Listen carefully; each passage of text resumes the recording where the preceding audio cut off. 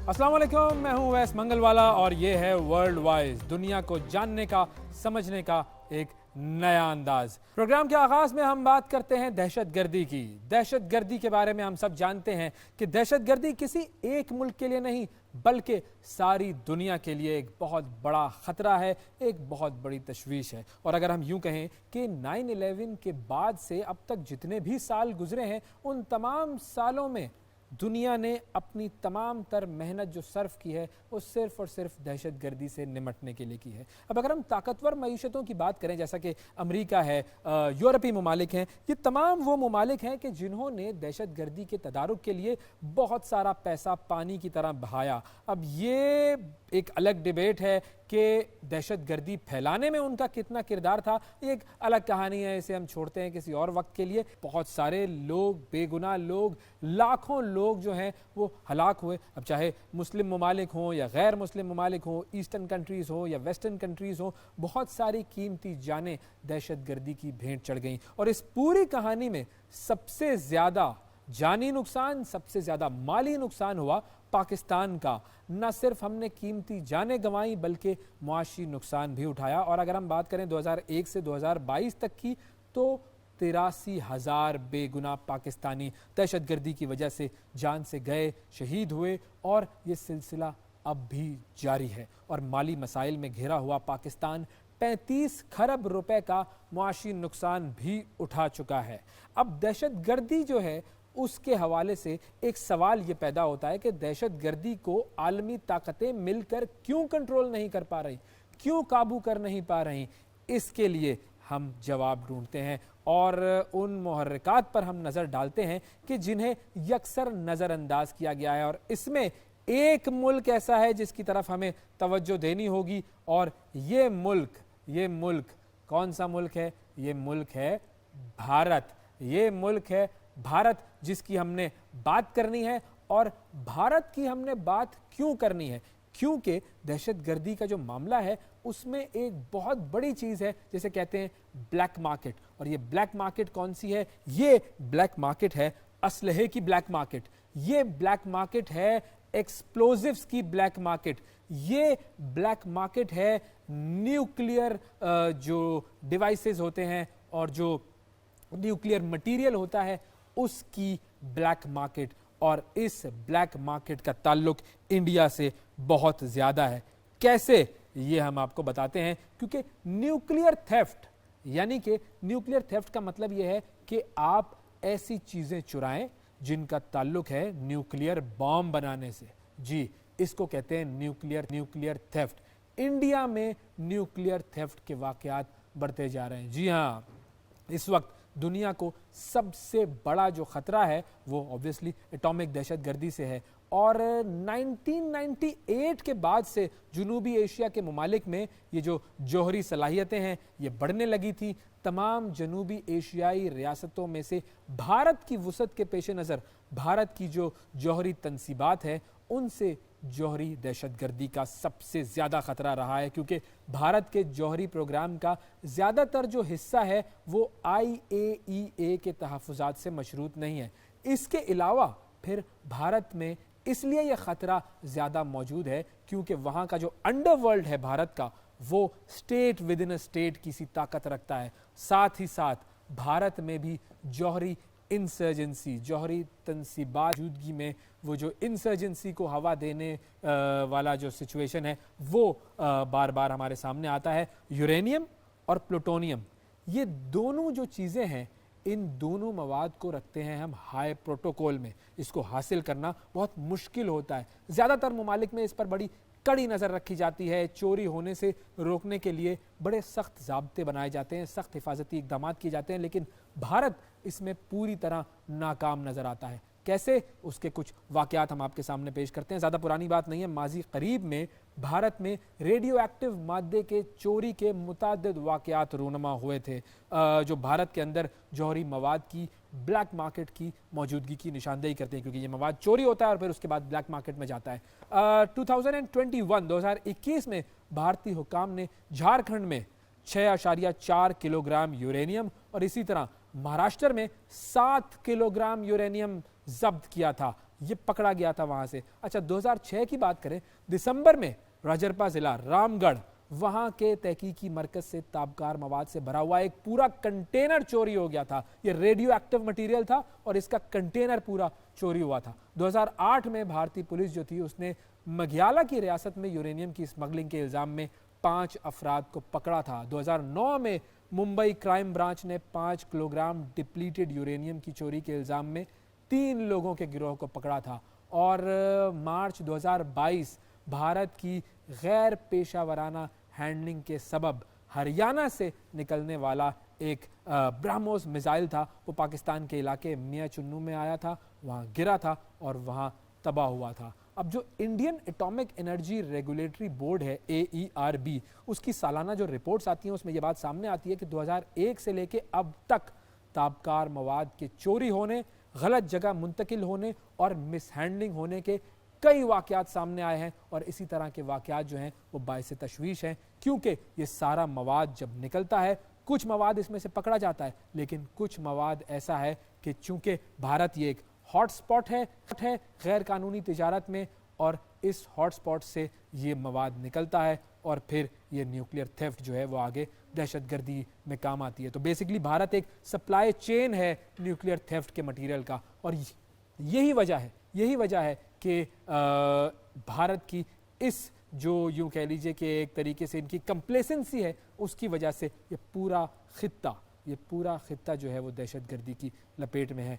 आलमी ताकतों को भी इस बार तवज्जो देनी है, पाकिस्तान को भी तवज्जो देनी है, सबको तवज्जो देनी है, लेकिन तवज्जो कोई दे नहीं रहा। मामला क्या है ये हमने आपके साथ कर पेश कर दिया कि किस तरीके से वहाँ से ये मवाद चुराया जाता है और फिर उसके बाद न जाने कहाँ कहाँ जाता है। बहरहाल ये सारा मामला जो था ये तो था न्यूक्लियर थेफ्ट का, लेकिन पाकिस्तान और भारत से जुड़ा हुआ एक और मामला भी है जिस पर हमें बात करनी है, और ये मामला है पाकिस्तान और भारत की ट्रेड का। हमारे सोशल मीडिया पर भी आप जा सकते हैं और आप हमें बता सकते हैं कि पाकिस्तान और भारत क्या इन्हें ट्रेड करना चाहिए या नहीं करना चाहिए।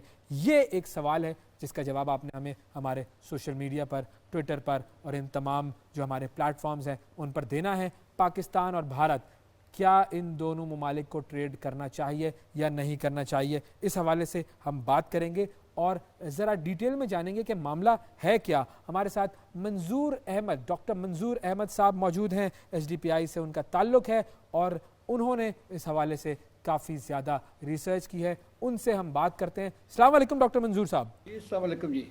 थैंक यू सर, बहुत शुक्रिया आपने प्रोग्राम के लिए वक्त निकाला। अब अगर मैं इसे इस तरह शुरू करूं कि जिन दो ममालिक के दरमियान टॉक नहीं हो रही, जिन दो ममालिक के दरमियान क्रिकेट नहीं हो रही, उन दोनों ममालिक ट्रेड कैसे होगा? मैं इसका जवाब ये दूंगा कि बाकी दुनिया को देखें।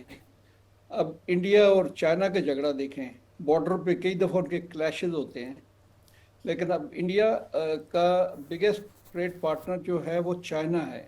उनका 120 बिलियन का ट्रेड हो रहा है। फिर चाइना और ताइवान को देखें, वो चाइना कहता है ताइवान मेरा प्रोविंस है और उनके नाम पे भी झगड़ा है। They are the one of the biggest trading partners. इस तरह अरब्स एंड इजराइल का प्रॉब्लम है, लेकिन ट्रेड आपस में वो कर रहे हैं। टर्की का देखें तो उन्होंने फ्री ट्रेड एग्रीमेंट किया हुआ है इजराइल के साथ। बिल्कुल अर्दगान काफ़ी टफ स्टैंस लेते हैं पैलेस्टीनियन के हवाले से। तो इसलिए आप दुनिया में कहीं भी देखेंगे ये झगड़े वगड़े लगे रहते हैं, लेकिन ट्रेड अपनी जगह पे होता रहता है। अगर पाकिस्तान और इंडिया ट्रेड शुरू करते हैं, पोटेंशियल कितना है in terms of revenue, in terms of numbers, क्या हम देख सकते हैं? देखिए, पोटेंशियल तो काफ़ी ज़्यादा है और वर्ल्ड बैंक की मेरा ख्याल फिगर है कि हमारा 38 to 40 बिलियन का ट्रेड होना चाहिए। एक्चुअली कोई जब ट्रेड था भी तो 2.5-3 बिलियन से ऊपर नहीं जा रहा था। हम उनकी 2 बिलियन की हमें एक्सपोर्ट होती, 2 से 2.5 बिलियन, और हमारे 500-700 मिलियन की एक्सपोर्ट होती थी। बिल्कुल। तो उससे तो कम से कम 10 गुना ज़्यादा है ही है। लेकिन वर्ल्ड बैंक की एक और फिगर है, वो कहता है अगर पाकिस्तान अपना ट्रेड, ये अभी उन्होंने रिसेंट स्टडी की, नॉर्मलाइज करता है इंडिया के साथ, तो पाकिस्तान की एक्सपोर्ट्स जो फंसी हुई हैं इस वक्त ये एक्सपोर्ट्स जो हैं 80% इंक्रीज हो सकती हैं। इसका मतलब है कि अभी अगर ओके। हमारी कोई 30 बिलियन की दुनिया को वर्ल्ड वाइड एक्सपोर्ट है, तो उनका ख्याल है कि कम से कम 25 बिलियन और बढ़ सकती है आगे। तो ऐसा क्या जादू हो जाएगा कि अगर हमने इंडिया से ट्रेड करना शुरू कर दिया तो इतना बड़ा जंप हमें मिल जाएगा? मतलब हम किसी और मुल्क के साथ ट्रेड करके ये जंप हासिल नहीं कर सकते? एक्चुअली वर्ल्ड बैंक तो इस तरह नहीं करेगा ना कि जादू से आपको कोई फिगर बताए। हम्म। वो तो बहुत सारा एनालिसिस करते हैं, उसके बाद बताते हैं। बात ये है कि अभी जो इसी ट्रेड किस चीज़ पे डिपेंड करता है कि इंपोर्ट होती है कोई चीज़, उसको आप जी। प्रोसेस करके बाहर भेजते हैं। अब इंडिया का और बांग्लादेश का वो देखें तो उनका कोई 16 बिलियन का आपस में ट्रेड है। हम्म। तो वो 2 बिलियन बांग्लादेश उनको भेजता है, कोई अबाउट 14-15 बिलियन इंडिया से उनको आता है। लेकिन वो बांग्लादेश क्या करता है, उस 14-15 बिलियन को वैल्यू ऐड करके उससे कोई चीज़ बना के बाहर भेजता है। तो वो तकरीबन 14-15 बिलियन मंगवा के तो 30 बिलियन का एक्सपोर्ट करता है। ओके। तो इसी तरह ये हमारे यहाँ स्टील मिल भी एक आध थी, वो भी बंद हो गई। हमारे पास प्लास्टिक रॉ मटेरियल नहीं है। हमारे रॉ मटेरियल जो है ना, हमें बहुत महंगे पड़ते हैं, हम कहीं थर्ड कंट्री से लेके आए।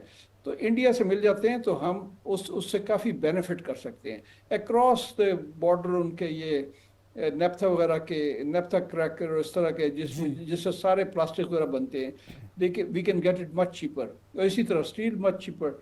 और कोई भी आप नाम ले, तो उसको उससे प्रोसेस करके आगे भेजने का। क्योंकि अपने कंट्री में तो देखे ना, हमारे पास पहले कॉटन पूरी होती थी, अब वो भी हमारी नीड्स से बिल्कुल। कम है। हमें कभी ब्राज़ील से मंगानी पड़ती है, कभी सेंट्रल एशिया से, कभी यूएस से। तो अगर नेक्स्ट डोर इंडिया से आती है तो ऑब्वियसली वो हमारी जो टेक्सटाइल एक्सपोर्ट है वो भी ज़्यादा कम्पिटिटिव होंगे। जब हम इंडिया से ट्रेड करेंगे तो इंडिया हमें ज़्यादा चीज़ें भेजेगा, यानी एक्सपोर्ट ज़्यादा करेगा, हम इंपोर्ट ज़्यादा करेंगे, हम उसे कम चीज़ें एक्सपोर्ट कर रहे होंगे। तो ये तो इम्बैलेंस होगा, ये प्रॉब्लम नहीं है? Imbalance you see individual countries के साथ अगर कोई गिनना शुरू करे तो फिर तो सबसे ज़्यादा हमारा बड़ा इम्बैलेंस चाइना के साथ है। इसी हम उनको कोई 1.5-2 बिलियन एक्सपोर्ट कर पाते हैं, और वो तकरीबन हमें कोई 16-15 बिलियन के एक्सपोर्ट ऑफिशियली। वैसे वो जी। कहते हैं जी कि ज़्यादा है, इससे भी ज़्यादा है, कोई 18-20 बिलियन है। तो वो अगर हम चाइना से भी बंद कर दें, इस तरह मिडल ईस्ट सारे कंट्रीज के साथ हमारा तकरीबन डेफिसिट है। तो फिर तो इस तरह मलेशिया वगैरह जितने भी आप इस्लामिक कंट्रीज देखते हैं, स्वाय मेरा ख्याल है अफगानिस्तान के साथ हमारा सरप्लस होगा, बाकी हर एक साथ ट्रेड डेफिसिट है। अगर हम इंडिया से बहुत कुछ इंपोर्ट करेंगे तो हमारी अपनी इंडस्ट्रीज़ का नुकसान नहीं होगा इससे? नहीं होता। ये है कि लोकल इंडस्ट्री को भी तो रियल और ये कंपोनेंट्स वगैरह चाहिए होते हैं आजकल। और किसी भी कंट्री का देख लें तो वो उनकी तकरीबन जितनी इंपोर्ट होती है उतनी एक्सपोर्ट होती है। अगर अगर इंपोर्ट ना होने दें तो एक्सपोर्ट भी नहीं हो पाती।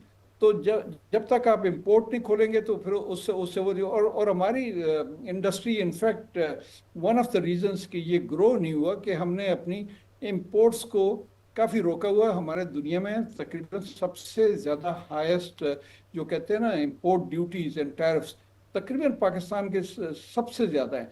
तो चूंकि वो चीज़ आ नहीं सकती तो इसलिए जा भी नहीं सकती।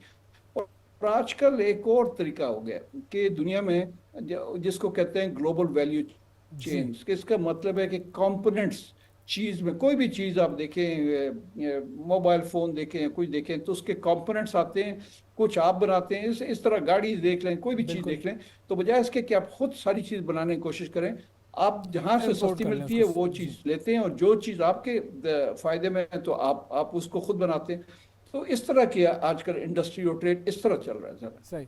एक और चीज़ है, ये कितना सस्टेनेबल होगा? अगर चलें ट्रेड शुरू भी हो गया, किसी भी दिन इंडिया की हुकूमत चाहती है अपने अवाम के सामने ज़रा हीरो बने, तो वो पाकिस्तान के ऊपर कोई इल्ज़ाम लगाएगी, कोई एक्शन होगा, कोई एडवेंचर होगा, ट्रेड बंद हो जाएगा।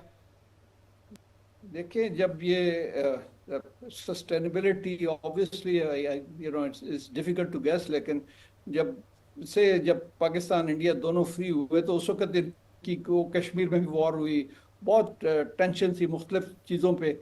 लेकिन वो जो ओरिजिनल हमारे कायद आज़म के ज़माने में या उसके बाद भी जो लीडर्स थे, उन्होंने कभी ये नहीं सोचा कि हम ट्रेड बंद कर दें। ये ट्रेड बंद हुआ है जाके 65 की वॉर हुई है उसके बाद हुआ है। तो अभी भी ये जब पुलवामा हुआ या कुछ भी हुआ, तो वो बेसिकली हमने हमने हमने बंद कर दिया ट्रेड। उन्होंने बाद में हमारे ऊपर ड्यूटीज लगा दी, लेकिन ट्रेड जो रोका है वो हमने रोका है। उन्होंने तो 200% ड्यूटी हमें लगाई है उन्होंने हमारी। 96 से या पहले भी वो दिया हुआ था मोस्ट फेवर्ड नेशन स्टेटस। इसका मतलब है कि फ्री, जिस तरह वो किसी भी कंट्री के साथ करते हैं उन्हीं टर्म्स पे हमारे साथ। हमने रिफ्यूज किया हुआ था। हम ज्यादातर उसको जो मोस्ट कन्वीनियंट रूट्स हैं लाहौर वगैरह, इधर उधर से भी उनको उनकी चीजें नहीं आने देते। हम कहते थे कि नहीं, वाया कराची आएंगी, जो I mean just make it more expensive and more difficult. तो है बायलैटरल ही है दोनों चीजें। अगर वो कहते हैं ताली दोनों हाथ से बजती है। सही। अच्छा, अब आपने कहा कि ज़ाहिर है ये ताली दोनों हाथों से बजती है, तो क्या इंडिया ये चाहता है अब एज ऑफ नाउ कि हाँ ये ट्रेड हो, क्योंकि सिचुएशन चेंज हो चुकी है जो आपने बताया?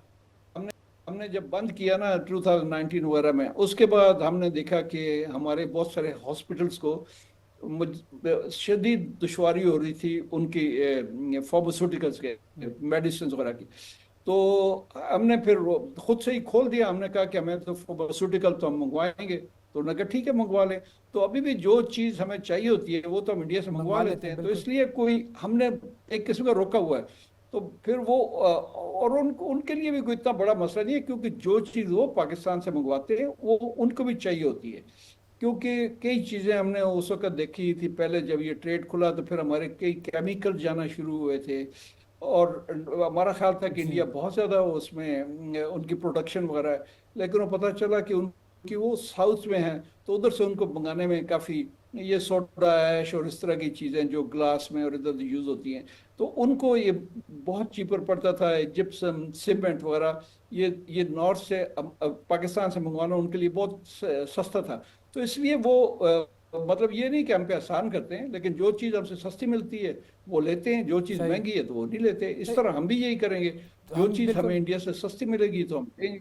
फाइनली क्या इंडिया ये चाहता है, क्या पाकिस्तान ये चाहता है, और अगर दोनों चाहते हैं तो फिर रुकावट क्या है? रुकावट बस ये पॉलिटिकल हालात ये हैं। फ्रैंकली हमारे पॉलिटिकल गवर्नमेंट जितनी भी थी दे वर इन फेवर हमेशा से। पीपल्स पार्टी थी तो उन्होंने बड़ी कोशिश की कि इसको खोल दें।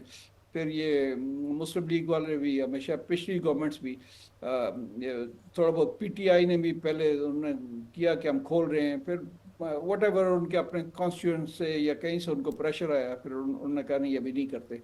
तो बस यही है पॉलिटिकल, मतलब कुछ ना कुछ स्टेक होल्डर होते हैं। लेकिन दूसरी एक चीज़ होती है कि कुछ इंडस्ट्रीज या कुछ ऐसे सेक्टर्स होते हैं जो कंपटीशन से डरते हैं। जिस तरह के हमारे ऑटो इंडस्ट्री है, उसका ख्याल है कि इंडिया की कोई भी हमारे कंपैरेटिव कार है तो वो 30-40% चीपर है। तो इसलिए वो नहीं चाहेंगे कि इंडिया से ट्रेड उस तरह खुले।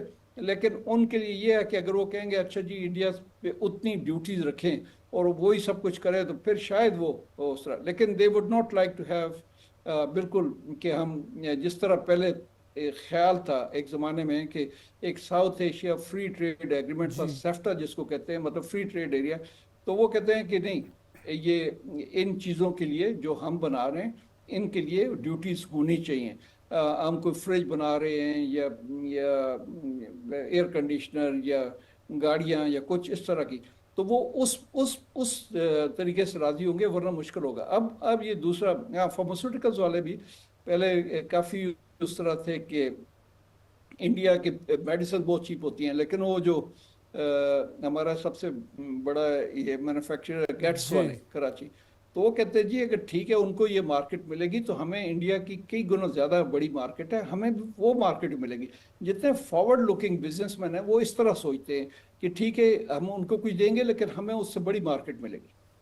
बहुत शुक्रिया। डॉक्टर मंजूर अहमद साहब हमारे साथ मौजूद थे और बात हो रही थी कि पाकिस्तान और भारत, इन दोनों ममालिक के दरमियान तिजारत होनी चाहिए या नहीं होनी चाहिए। और जैसा कि मैंने सेगमेंट शुरू करने से पहले कहा था कि आप भी अपनी राय का इजहार कर सकते हैं, हमारे सोशल मीडिया पेजेस पर जा सकते हैं और अपनी राय का इजहार कीजिए कि पाकिस्तान और भारत के दरमियान क्या तिजारत होनी चाहिए या नहीं होनी चाहिए। ये जी सेगमेंट हमारा इख्तिताम को पहुंचता है। एक छोटा सा वक्फा लेते हैं, वक्फे के बाद दोबारा आपकी खिदमत में हाजिर होंगे। ये है वर्ल्ड वाइज, स्टे विद अस।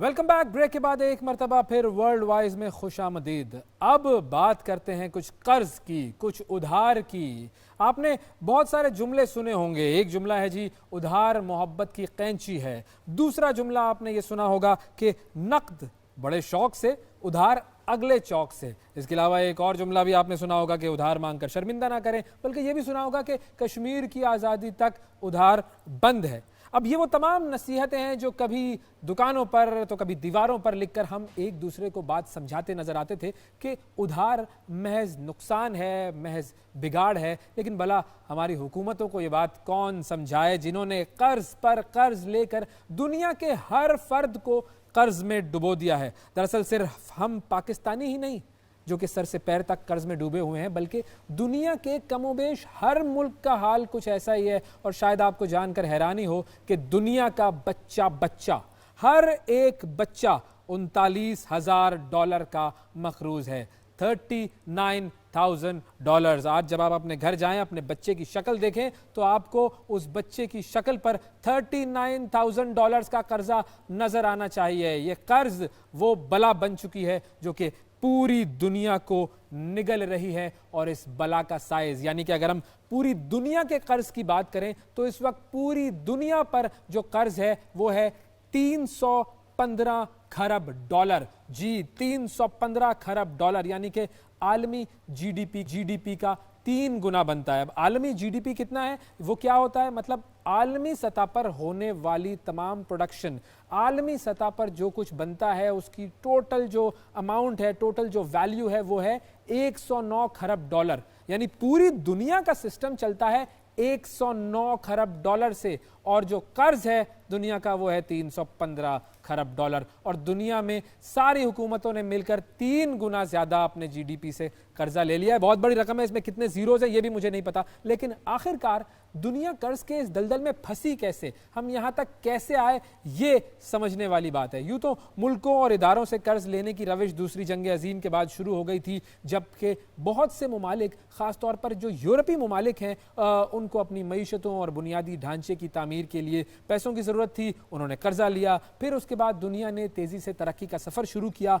आलमी मईशतें और जो इदारे थे वो फले फूले, पैसे की रेल पेल हो गई और दोनों हाथों से सरमाया बटोरती रही कंपनीज और गवर्नमेंट्स। लेकिन जो भी था, सरमाए की मद में कर्ज था। बहरहाल इस वक्त सब अच्छा चल रहा था और आलमी सतह पर कोई बड़ा मुआशी चैलेंज नहीं था। लेकिन 2008 में रिसेशन आया और मुमालिक को मुआशी बदहाली का सामना करना पड़ा। ये एक बड़ा इंटरेस्टिंग सा टाइम था। ये रिसेशन अमेरिका में सब प्राइम मॉर्गेज लोन्स की वजह से आया था और सब प्राइम मॉर्गेज क्राइसिस कहलाता है। उसकी वजह से अमेरिकी हाउसिंग मार्केट जो है वो तबाह हो गई थी। बहुत सारे आलमी मालियाती इदारे नाकाम हो गए थे और आलमी मईशत के जो मामलात थे वो बड़े ख़राब हो गए थे। और इसके नतीजे में बहुत से मुमालिक में इक्तिसादी तरक्की, तिजारत और रोज़गार ये सब कम हो गया था। दुनिया के बड़े बड़े बैंक डूबे थे।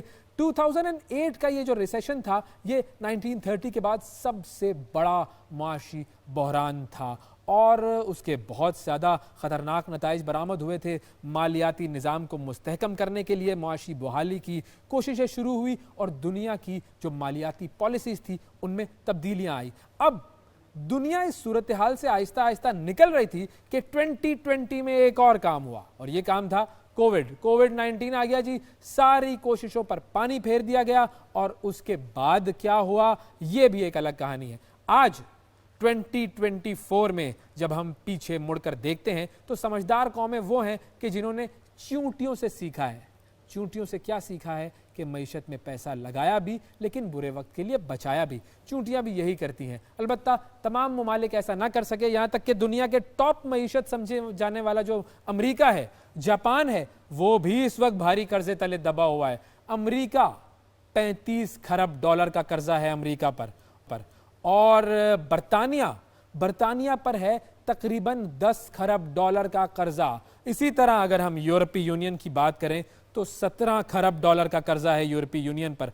फ्रांस पर है तकरीबन $8 खरब का कर्जा। जर्मनी पर है तकरीबन $7 खरब का कर्जा। जापान पर है $4.5 खरब डॉलर का कर्जा। ये है जी वो कर्जों की लिस्ट जो कि दुनिया के बड़े बड़े ममालिक पर है। हमारा भी कर्जा है, हम इस कर्जे से निकल रहे हैं, लेकिन दुनिया के कर्जे देख लें भाई, बहुत मामलात जो हैं वो ख़राब हैं। अब इससे निकलने का हल क्या है, ये बताया है जी रॉबर्ट कियोस्की। रॉबर्ट कियोस्की जो है, उसकी एक किताब है रिच डैड पुअर डैड, बड़ी ज़बरदस्त किताब है, बहुत आला किताब है। उसमें वो ये लिखता है, अहम ये नहीं है कि आपने कितना कमाया है, अहम यह है कि आपने कितना बचाया है। अब ये उसूल सिर्फ इनफरादी सबक नहीं है, ये सबक हमें बतौर कौम भी सीखना होगा। हमारी हुकूमतों को इस उसूल को समझना होगा। कर्ज कोई बुरी चीज़ नहीं होती, तरक्की के लिए ज़रूरी है, लेकिन सिर्फ उस वक्त तक जब तक सूरत हाल आपके काबू में है। सूरत हाल आपके काबू से निकली तो फिर मामला जो है वो ख़राब हो जाएगा। और अब हमने देख लिया है कि 315 खरब डॉलर दुनिया का हर बच्चा $39,000 का मकरूज़ है। इसका मतलब है कि हालात ख़राब हैं। बहरहाल ये तो थी कहानी कर्ज़ की। ब्रेक पर जाते हैं, ब्रेक के बाद दोबारा आपसे मुलाकात करेंगे। ये है वर्ल्ड वाइड।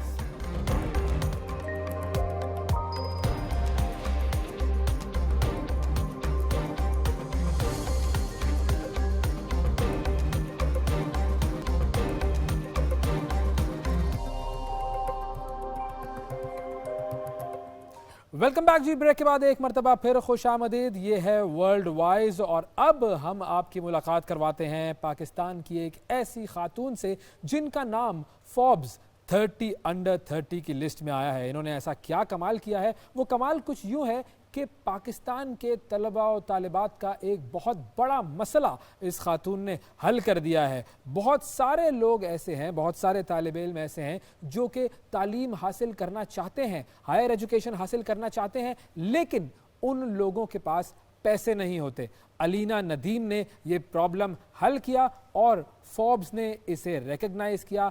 अलीना नदीम का वेंचर है एजुफाई। अब ये एजुफाई क्या है, क्या करता है, इसी हवाले से हम बात करेंगे। अलीना नदीम हमारे साथ मौजूद हैं और अलीना नदीम से हम बात करके इस प्रोजेक्ट की डिटेल्स लेंगे। अस्सलाम वालेकुम अलीना।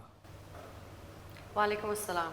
अलीना, थैंक यू, बहुत शुक्रिया आपका, आपने हमारे प्रोग्राम के लिए वक्त निकाला। अच्छा, जब मैं आपका प्रोफाइल देख रहा था तो उसमें यह था कि आप एजुकेशन में भी हैं, आप MIT से टेक्नोलॉजी भी पढ़ी आपने जो है वो फिलैंथ्रोपी भी की है और आपने फाइनेंस भी पढ़ा है। ये सारी चीज़ें कैसे यकजा होती हैं? How do you define your self? So I think जो तीनों चीज़ें आपने मेंशन की हैं वो सारी एक ही फील्ड में हैं, वो है फाइनेंस की फील्ड में, ठीक है। और जो हमारी कंपनी है उसका नाम एजुफाई है और जो एजुफाई की मिशन है वो भी फाइनेंस की फील्ड में कि बच्चों को और स्टूडेंट्स को और तालिब इल्म को हम फाइनेंस करें। सो सारे एक ही कैटेगरी में ही फॉल करते हैं। सही। अच्छा, अब हमने शॉपिफाई सुना है, हमने गेमिफाई सुना है, हमने वाईफाई भी सुना है जो हम हर रोज इस्तेमाल करते हैं, लेकिन ये एजुफाई ये क्या है, जरा इसकी तफसील बताइए। सो एजुफाई, अगर आप भी अभी अपने फ़ोन पर जाएं गूगल प्ले स्टोर या आईफोन पर और एजुफाई का नाम ढूंढें, आपको ये एक ऐप नज़र आएगी जो आप डाउनलोड कर सकते हैं। और इस ऐप से आप अपने अगर आप पेरेंट हैं, आप अपने बच्चों के लिए शरिया कंप्लायंट लोन के लिए अप्लाई कर सकते हैं। और अगर आप खुद एक स्टूडेंट हैं तो वो भी आप खुद भी अप्लाई कर सकते हैं। हम सिर्फ 3 चीज़ें मांगते हैं कि अपना बैंक स्टेटमेंट 1 साल की आपके पास होनी चाहिए, CNIC और बच्चे का फ़ी चालान। अगर ये तीनों चीज़ें हैं आपके पास तो आप ऐप पर अपलोड करें और हम आपका जो रिजल्ट है, जो आंसर है कि क्या आपको लोन मिला है या नहीं, वो हम आपको 24 आवर्स में दे देंगे। ओके। ये जो रिजल्ट होएगा you can also see it on the app और फिर फंड्स आपको डिस्पर्स हो जाएंगे। तो इसका मतलब यह है कि अगर आप क्रेडिट एजुकेशन हासिल करना चाहते हैं तो उसके लिए एजुफाई है। जी, और हम मुल्क में पहली दफ़ा ये कर रहे हैं, क्योंकि मेरा और जो हमारे कंपनी है उसका यकीन है कि अगर इस मुल्क को आगे लेके चलना है हमें अपनी एडल्ट लिटरेसी रेट पर बहुत तवज्जो देने की ज़रूरत है। अगर आप हमारे मुल्क के नंबर्स देखें तो सिर्फ 3 million students today go or are currently in university. आपने ये बात की कि एक तरीके से ये लोन है, क्रेडिट पर लोग एजुकेशन हासिल करेंगे, तो यूजुअली ये होता है कि जब आप लोन पर एजुकेशन हासिल करते हैं या कोई भी चीज़ लोन पर लेते हैं तो फिर आपको ज़्यादा रकम अदा करनी पड़ती है, तो आपके पास ये क्या सिस्टम है? जी, सो जो हमारी फाइनेंसिंग है वो इंटरेस्ट फ्री फाइनेंसिंग है, सूद के बगैर। ओके, ठीक है, हमारे पास सिर्फ एक सर्विस चार्ज है 1.4%। हमारे जो कस्टमर सपोर्ट है, जो आप लोगों को सर्विस कर रही होती है, जो हमारी प्रोडक्ट और डेवलपमेंट टीम है जो बैक एंड पर सारा काम कर रही होती है, ऐप और सारा कैपिटल को ऑर्गेनाइज करने के लिए, हमारी लीगल टीम जो हमारी सारी कंपनी को रन करने के लिए जो कॉस्ट हैं वो एक सर्विस चार्ज होती है। सही। तो सिलेक्शन क्राइटेरिया क्या है, किस किस यूनिवर्सिटी में लोग अप्लाई कर सकते हैं? हमारे मुल्क में अगर आप कोई भी यूनिवर्सिटी में हैं आप अप्लाई कर सकते हैं। जब मैं आपको थोड़ा सा अपनी जर्नी का भी बता दूं कि जब हमने काम शुरू किया था तो हमारे पास सिर्फ 30 universities up to last year थी। इस साल हमने ओपन अप कर दिया कि कोई भी यूनिवर्सिटी है आप अप्लाई कर सकते हैं और अपना तालीम को ख़त्म कर सकते हैं हमारी फाइनेंसिंग के साथ। अब मैं आपके पास दूसरे सवाल पर आती हूँ, विच इज़ कि क्राइटेरिया क्या है। जो स्कॉलरशिप्स होती हैं, जो सदका होता है, उनकी बड़ी स्ट्रिक्ट क्राइटेरिया होती है। मतलब कि अगर बच्चा सबसे स्मार्ट है तब उसको पैसे मिलेंगे। अगर उसकी GPA 3.8 या 3.9 आउट ऑफ 4.0 है तो तब उसको पैसे मिलेंगे या स्कॉलरशिप मिलेंगे। बिल्कुल। ये मुझे एजुफाई में हम ये नहीं कर रहे। हमारे पास सिर्फ एक बेसिक क्राइटेरिया है कि आपके पास 2.0 होना चाहिए, मतलब कि minimum GPA you should reach that. और अगर आप as long as you are in the education system आपको फाइनेंसिंग मिल सकती है। ओके। सो मतलब कि स्कॉलरशिप्स में भी 10 बच्चे को कर लेंगे।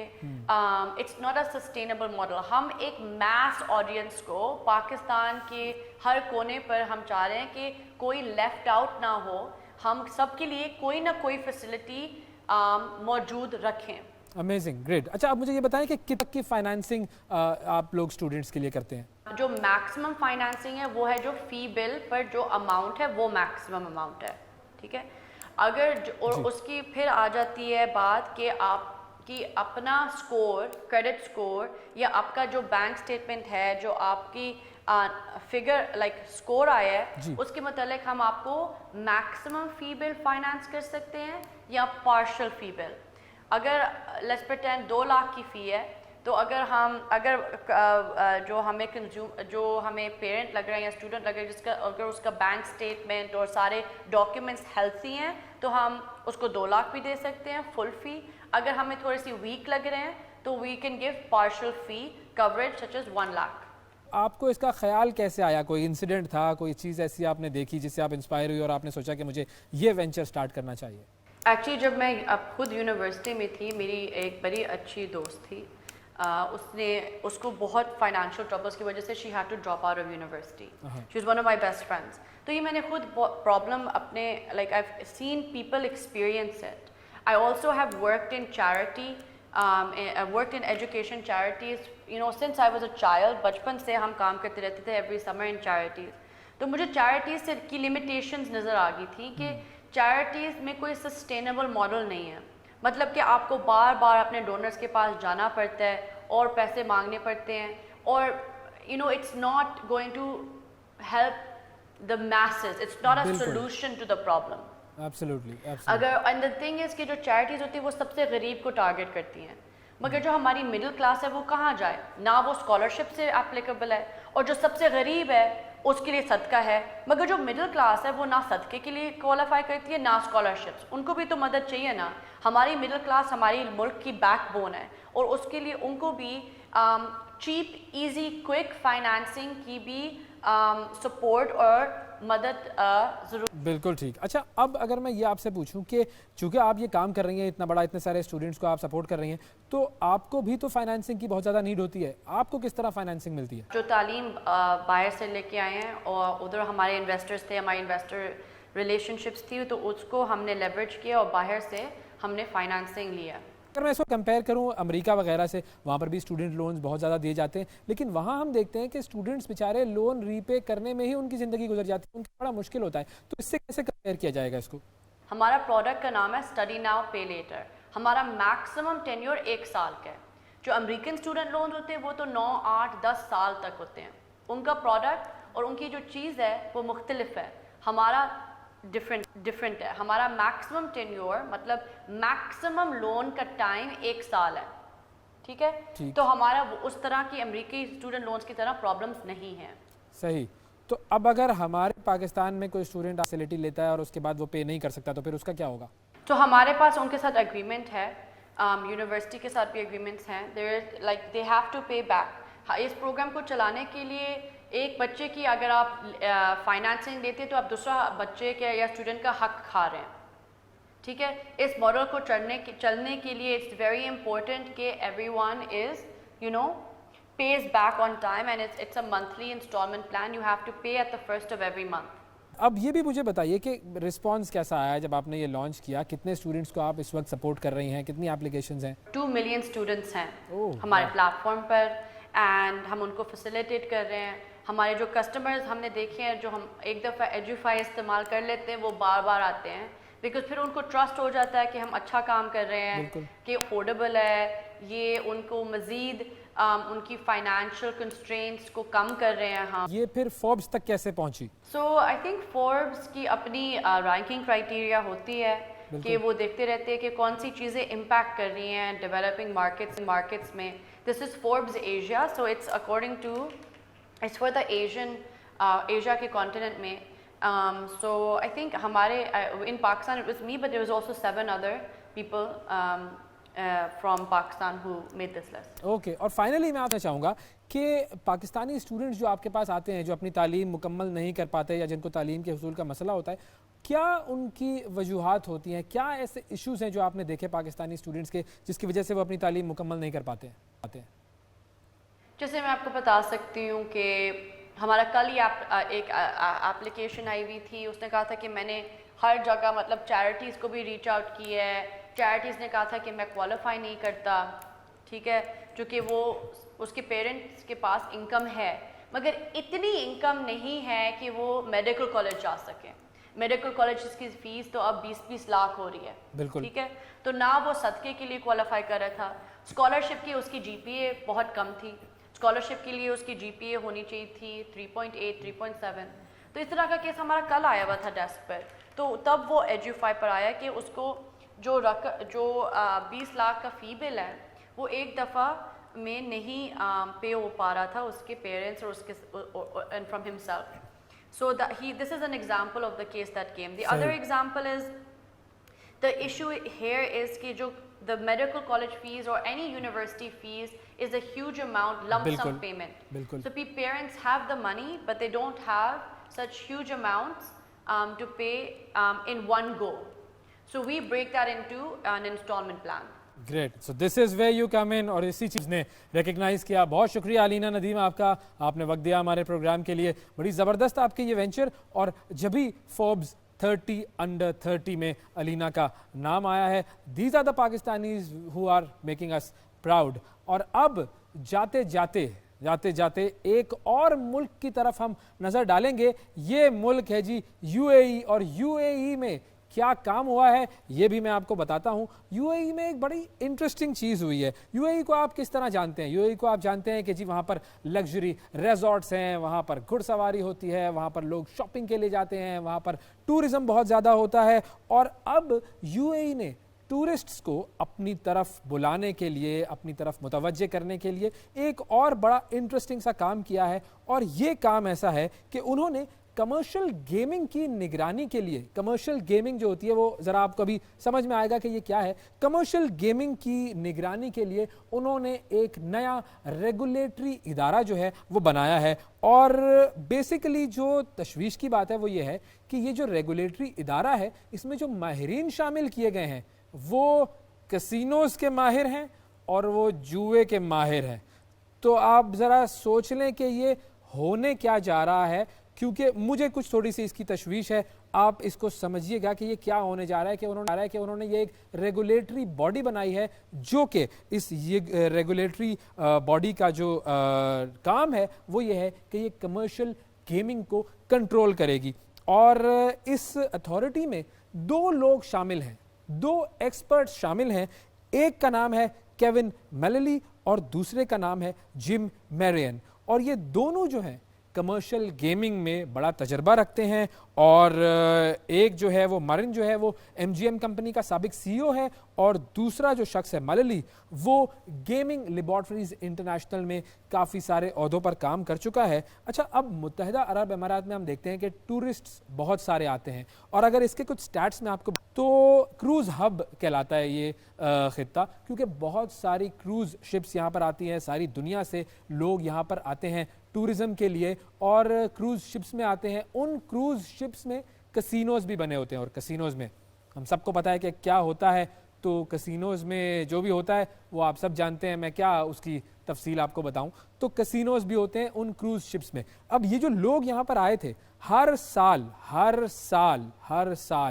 तकरीबन 1750 क्रूज़ शिप्स आते हैं UAE के साहिलों में, और वो वहाँ पर स्टे करते हैं। और अगर अबू धाबी की बात करें तो मई 2022 और 2023 के दरमियान 7 लाख ऐसे सयाह यहाँ पर आए थे जो कि क्रूज़ पर आए थे। तो ये सारे लोग यहाँ पर आए थे, और अब यहाँ पर ये एक अथॉरिटी बनाई जा रही है जिसका नाम है general commercial gaming regulatory authority. तो बहरहाल ये देखना होगा हमें कि ये अथॉरिटी क्या करेगी। कहीं ऐसा तो नहीं है कि ये अथॉरिटी UAE में कुछ ऐसे रास्ते खोल दे कि बहुत सारे लोग अब जब वहाँ टूरिज़म के लिए जाएं तो वहाँ उन्हें कसिनोज़ भी मिलें। बहरहाल ये वक्त बताएगा। आज के प्रोग्राम में इतना ही। मैं उवैस मंगलवाला आपसे इजाज़त चाहता हूँ। अगले प्रोग्राम में फिर मुलाकात करेंगे। अल्लाह हाफ़िज़।